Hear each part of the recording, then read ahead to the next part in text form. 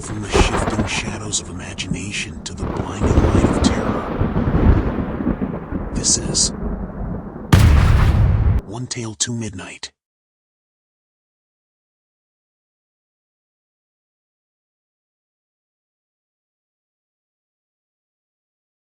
There's something timeless and freeing about the wilderness. The thick pine scent mingled with crisp mountain air, the crunch of gravel underfoot, and the breathtaking sight of the Rockies towering like ancient guardians. This trip was supposed to be an escape for my wife, Emily, and me, a chance to reconnect with nature and each other, away from the endless hum of city life. We had planned a week-long camping trip, a slow journey through narrow, winding trails where few others dared to venture. On the third day, as the sun filtered through the dense canopy, casting dappled shadows across the forest floor, we stumbled upon something we hadn't expected. A glint of faded color caught my eye from the trail. At first, I thought it was just another dilapidated hunting cabin or an old shed. But as we pushed through a thicket of brush, it became clear it was an old Volkswagen camper, pale blue turned gray with time, parked at an unnatural angle. Its tires were deflated, slumping under the vehicle's weight, and moss crept across its metal body like eager fingers. The forest was slowly devouring it, reclaiming what man had left behind. Emily walked ahead, curiosity sparking in her bright eyes. She was always the brave one, the explorer. I watched as she brushed her hands over the camper's surface, leaving streaks in the dirt-smudged windows. "Look at this," she said, her voice tinged with unease. I stepped closer, peering through the glass. Inside, the air was stale and coated with dust. Sunlight speared through a crack in the window, illuminating a scene that sent a shiver racing down my spine. Scattered across the torn seats and floor were small, forgotten children's toys.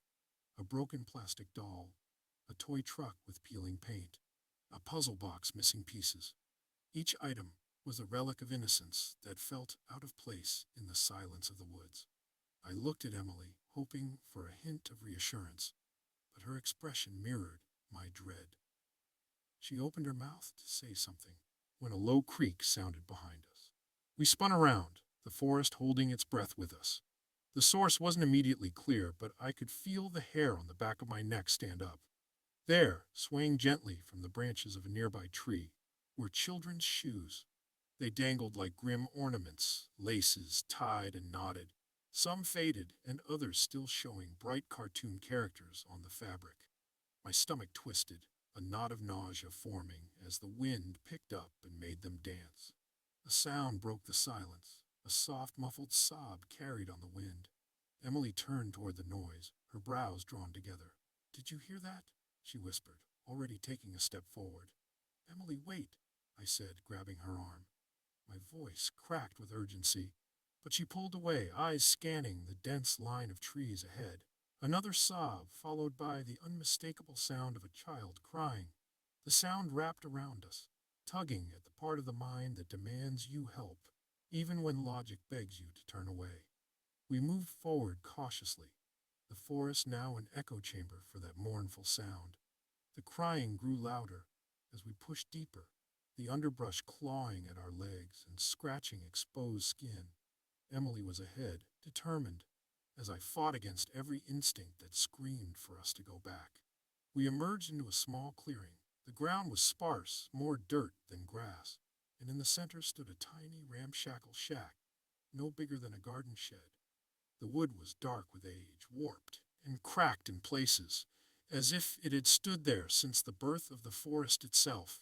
A rusty lock dangled, broken from the door. "We shouldn't go in," I said, my voice shaky, but Emily was already reaching for the handle, eyes wide, with a mix of fear and determination. She pushed it open, the hinges groaning in protest. Inside, the air was colder, laced with an unidentifiable odor that made my throat tighten. Shelves lined the walls, crowded with yellowed papers and old trinkets. But what caught my attention was the small desk against the back wall. On it lay a diary, its leather cover cracked and stained, and next to it a stack of newspaper clippings, brittle with age. Emily lifted the diary, flipping through its pages as dust rose in a thin plume. The handwriting was erratic, frenzied, almost desperate. One phrase stood out, scribbled repeatedly. "They won't find them. They'll never find them." She glanced at me, eyes wide with realization. The clippings were reports from the summer of 1976, detailing the disappearance of local children. Names and faces stared back at us, their innocence now a cruel reminder of loss. And then there was the map, folded and tucked beneath the diary's last page, marked with red X's across various spots. The largest mark was circled, not far from where we stood. Trembling, we followed the map, every step bringing a sense of dread that grew heavier as the light began to fade. It led us further into the woods, to a cluster of small, unassuming mounds covered in rocks. My chest tightened as the reality settled over us like a suffocating blanket. These were graves. The weight of the discovery pressed down on us with an almost tangible force. I took a shaky step back, my breath catching in my chest. Emily stood motionless, eyes locked on the rows of rock-covered graves. The forest around us seemed to lean in, its silence now deafening. "We need to go to the police," she said, her voice barely above a whisper. She turned to me, her face pale, the determination in her eyes now replaced with a thin veil of fear. "Yeah," I managed, my voice raw.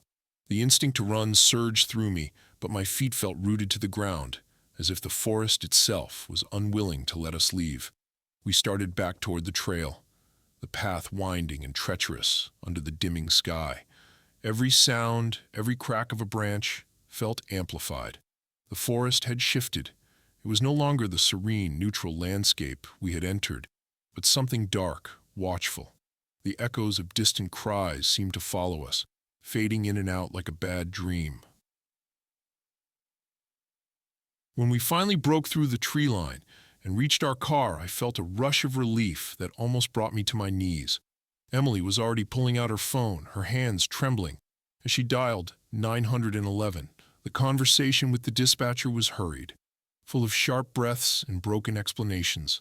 They told us to stay put, that officers would be there within the hour. We waited in silence, the car locked and our eyes darting between the forest and the empty road ahead. When the red and blue lights finally pierced the twilight, I felt a wave of relief so powerful I nearly wept. The officers, grim-faced and serious, listened as we recounted what we'd found. Their eyes narrowed when we mentioned the old camper and the children's shoes hanging from the tree. One officer, a grizzled man with a weathered face, exchanged a knowing look with his partner. They asked us to take them to the site, and I hesitated. The idea of going back, of stepping once more into that oppressive silence, made my stomach churn. But Emily nodded, her jaw set in that way that told me she wouldn't back down. The trek was faster this time, our footsteps accompanied by the muffled crackle of police radios and the whispers of officers murmuring into their earpieces. When we reached the camper, flashlights beamed through the windows, illuminating the sad, forgotten toys inside. The officer nearest to me muttered a curse under his breath, but it was the shack that drew the most attention. As they stepped inside, their voices grew taut, clipped with urgency. Evidence bags emerged, filled with the diary, the map, and the crumbling newspaper clippings. The map was handed to one officer, who radioed for backup and search teams. The realization that we had stumbled upon the final resting place of children, who had been missing for decades, sank in, cold and heavy. Within hours, the clearing was transformed into a crime scene. The small rock-covered graves were carefully uncovered, each one revealing small, delicate remains. Forensics teams worked tirelessly, their faces unreadable under the harsh glow of floodlights.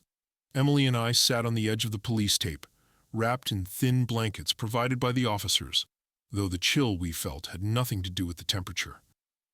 We barely spoke, exchanging only glances, as the gravity of what we had discovered loomed over us like a dark cloud.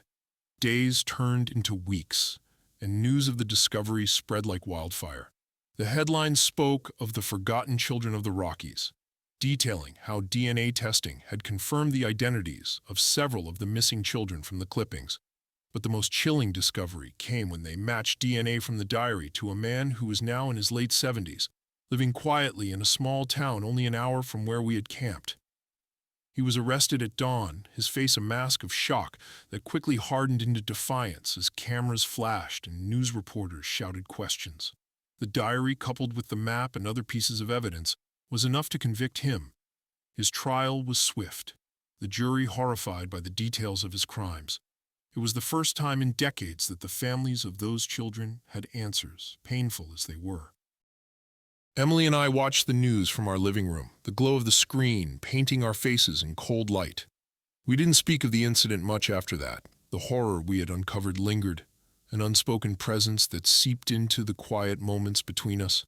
Sometimes, late at night, I still hear those whispers, a soft, mournful cry that the wind carries through the dark, a reminder of the shadows that still haunt the woods and the lives that never made it out. Emily once asked me if I regretted not stopping her that day, not turning back when we first saw the camper. I didn't know how to answer her then, and I still don't. All I know is that the forest keeps its secrets well, and when it decides to share them, it leaves an indelible mark.